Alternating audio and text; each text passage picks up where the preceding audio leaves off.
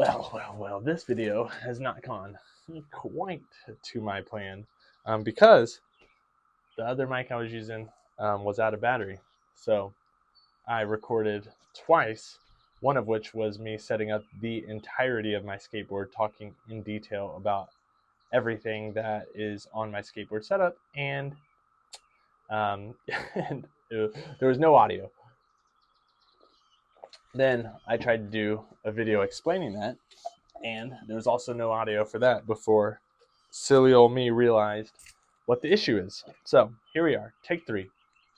Now, the first thing I want to say in this video is thank you. The whole purpose of this video is a huge thank you to everybody who has been watching my videos, who has subscribed.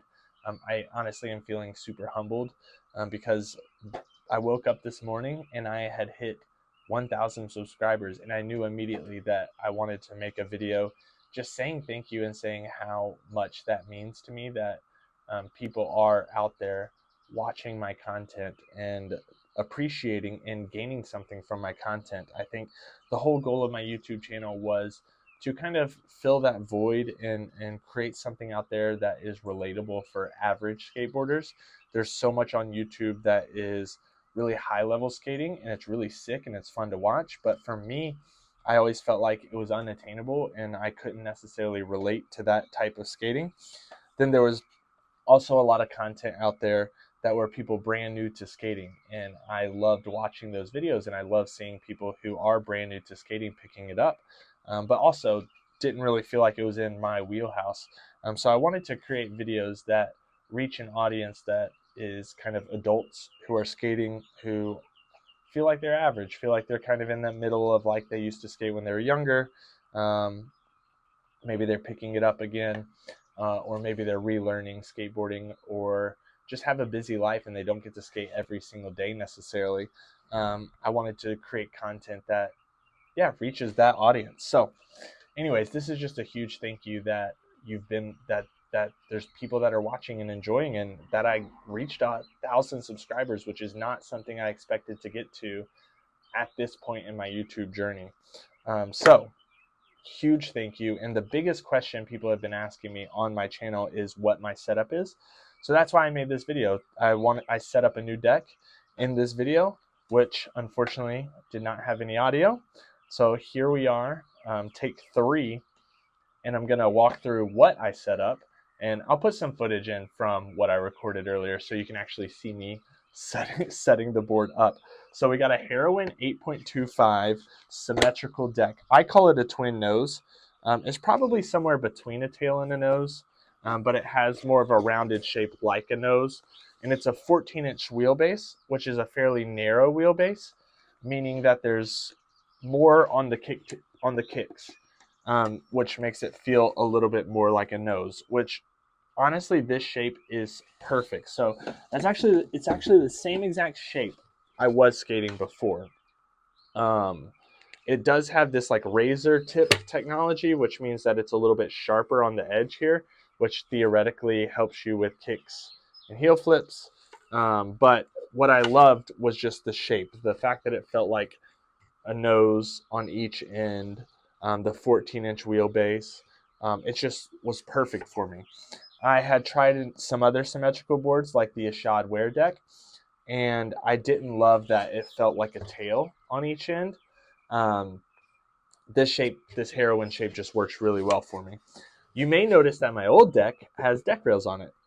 I don't typically skate deck rails, but I made a video that would have been the next video, but because I have this thank you video coming out, the order is kind of messed up now. But keep an eye out. This video is probably going to release tomorrow, but it's my opinion on deck rails, and it's me testing out deck rails for the first time and trying to decide whether I want it to be on my future skateboards. So this video might be a tiny bit of a spoiler alert, because you can see I don't have those deck rails on the deck. So that might give you a little bit of a glimpse of how I felt about the deck rails. So I'm also making another change, or I'm making a change. It's the only change. I am changing trucks. So I'm having trouble deciding what I want my permanent truck setup to be. They're both 8.25. One is Thunders with Crux bushings, which is just an awesome combo. And then these are the Venture V8s, which have 8 bolt holes so you can adjust the wheelbase in and out. And I got these actually so I could bring the wheelbase in on the Ashad Wear Twin Tail to make it feel a little more like a twin nose, because that does have a wider wheelbase. And it did make the Ashad Wear deck way more skatable for me, but I didn't love it. So I'm trying them out on this Heroin deck to see how I like them before. So I'm either going to stick with these Ventures, see how I feel about them, or maybe switch back to the Thunders, because the Thunders felt really good on the Heroin deck. And then my bearings. So my bearings are Bronson G3s. They are just the bearings that I have found to constantly last the longest. Bones Reds tend to wear out for me. These Bronson G3s never wear out for me. I've had these on my board for well over 2 years, and they haven't slowed down at all. And that's with me skating in New York City through crusty, grimy, disgusting areas, and they just haven't stopped. Yeah, so Bronson G3s, awesome bearings. And then the wheels, I have Bones 97X. I used to commute on my board to work in New York City, and so these wheels actually helped me because they're a tiny bit softer, so they help me with commuting on rough ground, while also allowing me to skate at the skate park and stuff like that. Every time I set up a new board, I always rotate my wheels, and what I mean by that is putting them in a different position on the board. That way they wear out evenly, because you might not know this, but when you skate, the way that your weight moves or the way that you revert certain tricks and things like that, you're actually going to wear out one wheel more than some of the other wheels. So rotating the wheels will help them wear out more evenly. I also always flip them, so I move what is on the inside to the outside and vice versa, so that they prevent coning on the wheels. I see a lot of people, when they set up their boards, they put one wheel with the graphic out as kind of like a swag thing, just kind of like they like the look of it. But that would actually bother me, because I'm always very systematic in how I rotate my wheels and how I flip them inside and outside to make sure that I take care of them and make my wheels last as long as possible. And these have been on my board for also about 2 years when I got those bearings. So they've lasted a really long time. They were originally 53 millimeters. They're the V1 shape of Bones 97X. I have no clue. No, actually they were 52 millimeters, it says here on the inside. I have no clue what they're at now, probably closer to 50, just with being worn out over time. But I love those wheels. Really good wheels. I have no desire to change my wheels, no desire to change my bearings, no desire at all to change my deck shape. I hope that Heroin keeps making this deck shape, because I was really bummed. I was skating the older version of this deck, and then I couldn't find it anymore online, and that's when I had to switch to the Ashad Wear deck, because I couldn't find this deck anywhere. And then I saw the other day that they released this, and yeah, that got me really excited, because I love this deck. So I also will say I love this graphic. So this might be my favorite skate graphic I've ever had.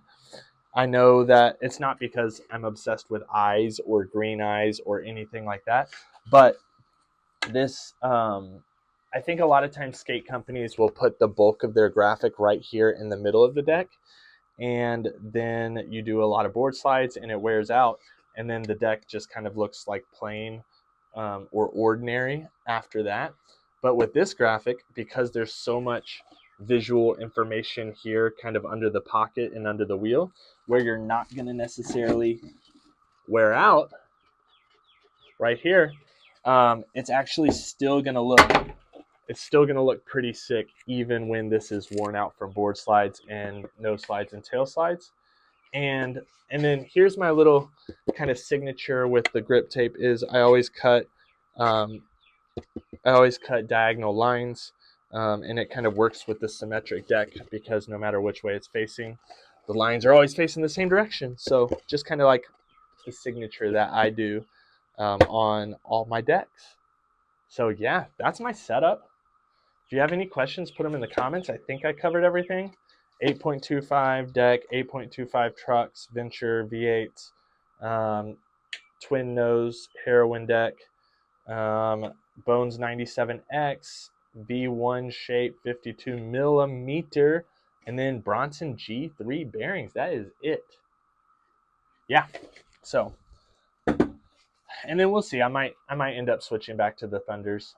These were the Thunders that have the solid axle and then the hollow kingpin. I don't know what in the forged base plate. I don't know what the exact model name is for those, but they were 8.25s.